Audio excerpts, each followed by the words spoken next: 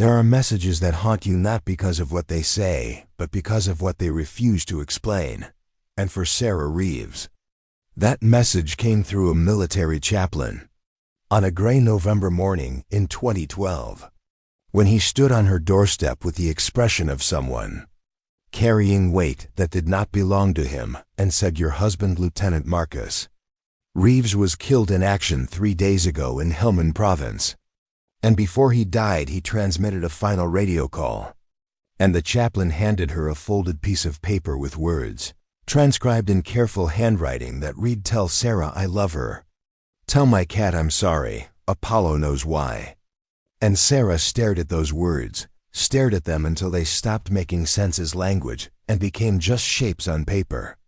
Because she didn't have a cat, had never had a cat, didn't know anyone named Apollo, and Marcus had been gone for 8 months, and in that time had never mentioned anything about a cat in any of his letters or satellite phone calls. She was 29 years old, had been married to Marcus for 4 years, had spent half of that marriage waiting for him to come home from deployments that stretched longer each time, had learned to live in a state of permanent anxiety where every knock on the door might be the one that ended everything. And now that knock had come, that ending had arrived. But instead of clarity, there was only confusion. Only this strange final message about a cat she didn't have, and an apology she couldn't understand, and a name that meant nothing to her. And the chaplain stood there watching her process this, and finally said, "Ma'am, is there anything I can help you understand about the message?" And Sarah looked at him and said, "Who is Apollo?" And the chaplain's face showed he had no answer, showed that he found the message as strange as she did. The funeral was a blur of uniforms and flags, and the particular silence that follows military deaths. The silence of things that cannot be said. And Sarah went through the motions of grief while her mind kept returning to those words. "Tell my cat I'm sorry. Apollo knows why." And after the funeral, when the house was finally empty and the casseroles from neighbors were stacked in the refrigerator and the folded flag sat on the mantel like an accusation, Sarah began to search, began to go through Marcus's things, looking for any mention of a cat, any reference to Apollo, any clue that would make his final words make sense. If you have ever received a message from someone who is gone, a message that feels like a puzzle you were never meant to solve, subscribe to this channel right now, because what Sarah discovered over the next 8 years will change everything you think you know about the messages we leave behind and the ways that love finds to protect us even after death. Hit that like button if you believe some mysteries are meant to be solved slowly. And drop a comment telling me what city and country you are watching from. Because this story belongs to everyone who has ever wondered what the people they lost were really trying to say. 3 weeks after the funeral, Sarah found a receipt in Marcus's desk drawer.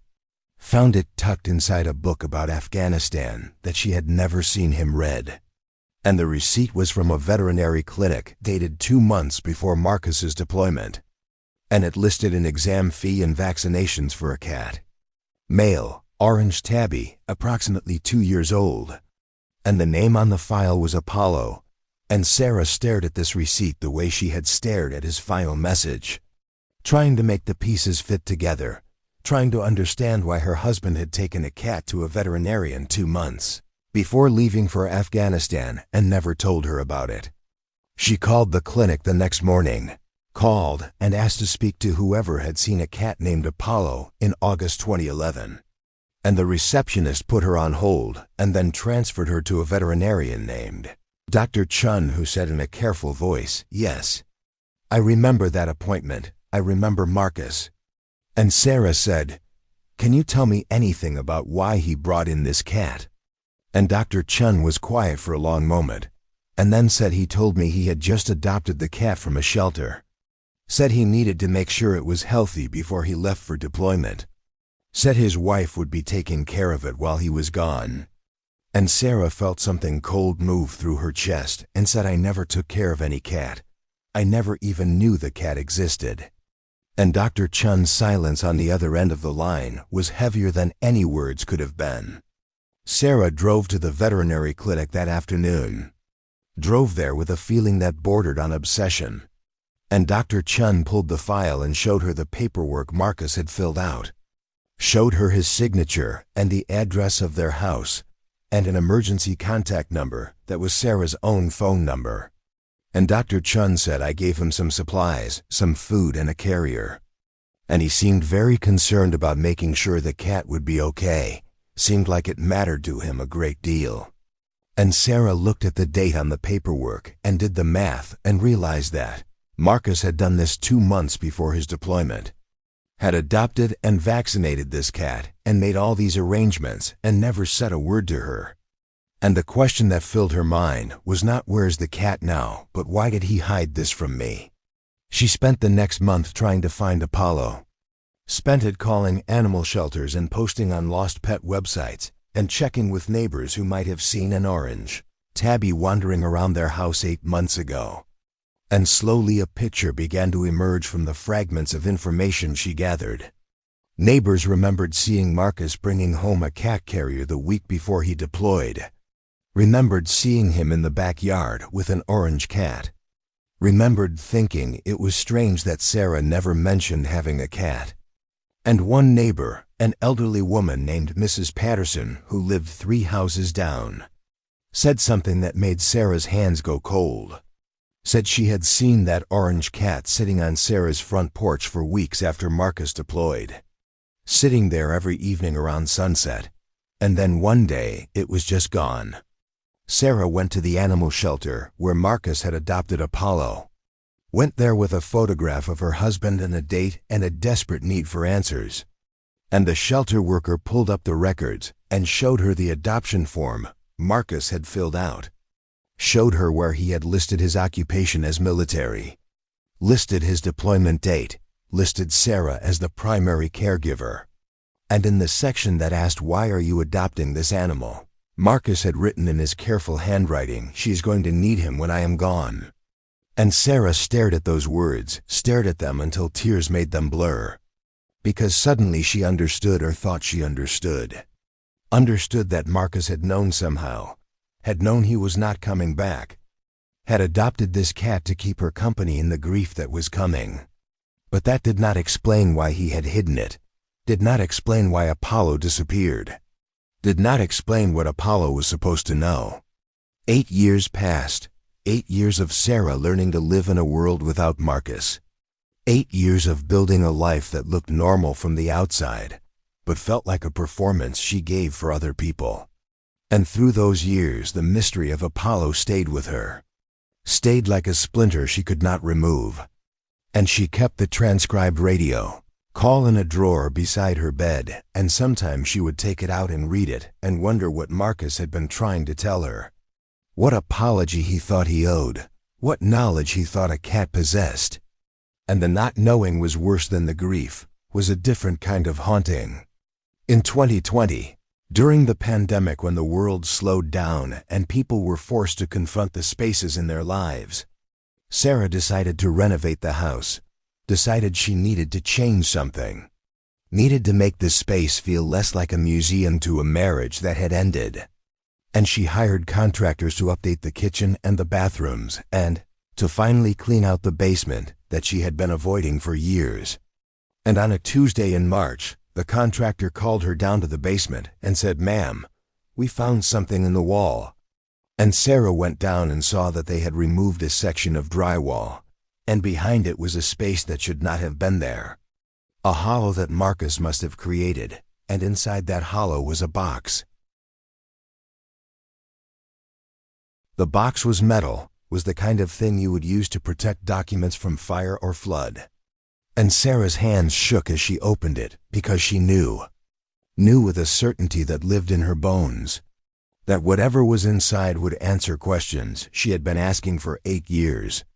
And inside the box were letters, were dozens of letters in Marcus's handwriting. Each one sealed in an envelope, each one labeled with a date. And the date started 2 weeks after his deployment and continued right up until 3 days before he died. And there was one letter that was different from the others. One letter that was labeled for Sarah, opened first. And she sat on the basement floor surrounded by construction dust, and opened that letter with hands that could barely hold the paper steady. The letter said, "My Sarah, if you are reading this, then I am gone, and I am so sorry. I am sorry for leaving you alone. I am sorry for what I am about to explain. I am sorry that I could not tell you any of this while I was still there to hold you while you processed it." And Sarah read those words and felt something break open in her chest. Felt 8 years of not knowing finally beginning to crack. And Marcus's letter continued. 2 months before I deployed, I was approached by someone. I cannot tell you who or why, but I was told that the mission I was being sent on was not what they were telling us it was. Was told that the chances of coming home were close to zero. Was told things that I cannot write down even now, and I had to make a choice. Had to decide whether to refuse the deployment and face consequences that would destroy my career and possibly put me in prison. Or go and try to survive, but know that survival was unlikely. And I chose to go because I am a SEAL, and that is what we do. But I also chose to prepare for the outcome that seemed most probable. Sarah's vision blurred as she read, blurred with tears and rage and a grief that felt new even though it was 8 years old. And the letter continued, "I could not tell you what I knew because knowing would have destroyed you. Would have turned our last 2 months together into a funeral. Would have made every moment a goodbye, and I could not do that to you. Could not take away the hope even though I knew it was false. So I made a plan. I adopted Apollo from a shelter. A cat that had been there for over a year. A cat that nobody wanted because he was too old and too plain and too independent. And I brought him home, and I spent those last 2 months training him. Teaching him to be there for you in ways that I could not be." And Sarah stopped reading. Stopped because she could not breathe. Could not process what Marcus was telling her. And she looked around the basement as if the walls might offer some explanation for the magnitude of what she was learning. She forced herself to keep reading, forced herself through the pain because she needed to know. Needed to finally understand, and Marcus's letter said, "I know this sounds insane. I know you are reading this and thinking I had lost my mind. But I need you to understand that Apollo was not just a cat. He was a mission. He was the last thing I could do to take care of you. I hid him because I needed him to bond with the house, with the space, with the routine of being there, even when you did not know he was there. I would let him out at night, and he would patrol the property, would sit on the porch, would watch over things the way I wished I could watch over them. And I left instructions with the shelter that if anything happened to me, they were to come and retrieve Apollo and keep him safe until you were ready. Until you had processed enough grief that you could accept him. But I made a mistake. I did not anticipate that you would search for him immediately.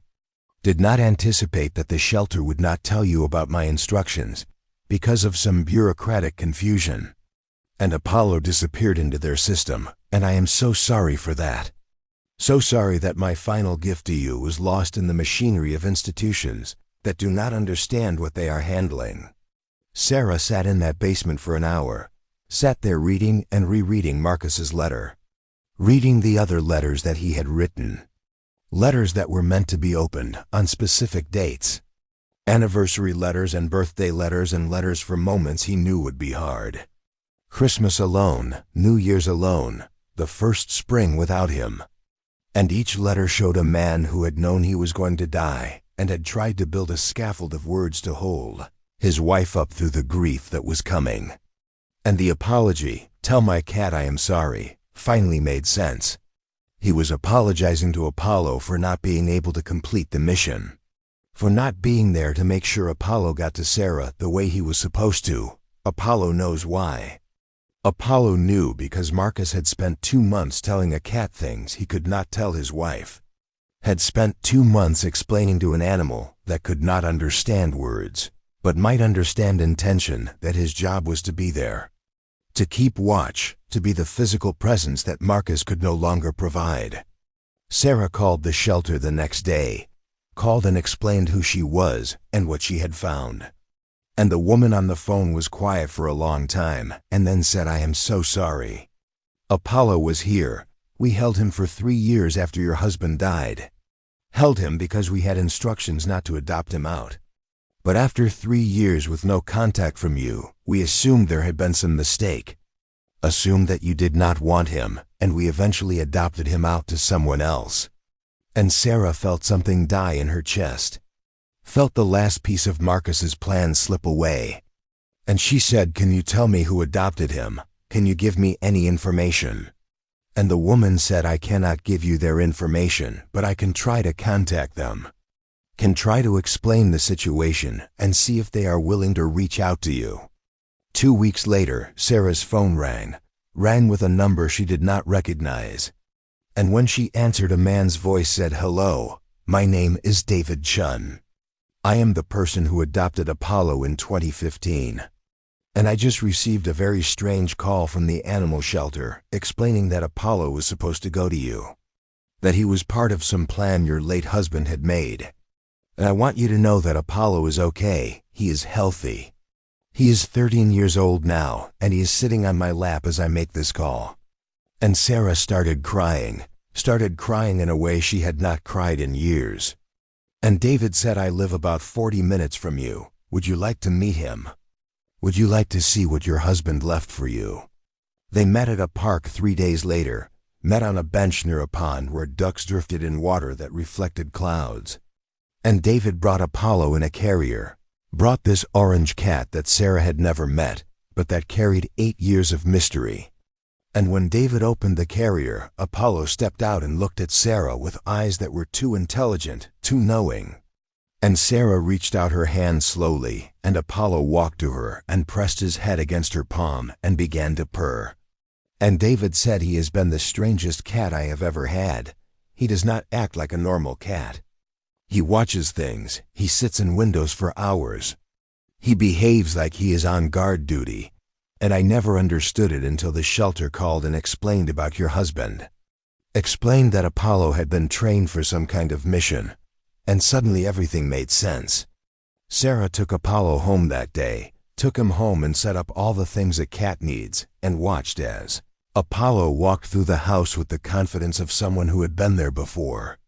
Watched as he went to the window that faced the street and sat down and began his vigil. And she understood finally what Marcus had been trying to do. Understood that he had given her a guardian. Had given her something that would watch over her, the way he could no longer watch over her. And the apology was not for failing, but for the sadness of knowing that a cat could not replace a husband. That no plan could eliminate the pain of loss.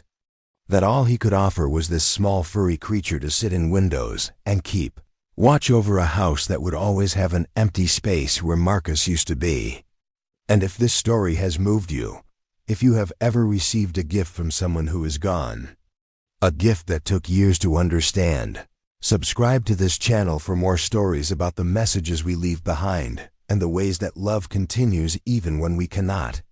Hit that like button if you believe that some plans take years to unfold. And leave a comment sharing a time when you finally understood something that someone tried to tell you long ago. Because these stories matter, these acts of love that reach across time matter. They remind us that the people we lose never stop trying to take care of us. Never stop looking for ways to be present, even in their absence. And I will see you in the next story.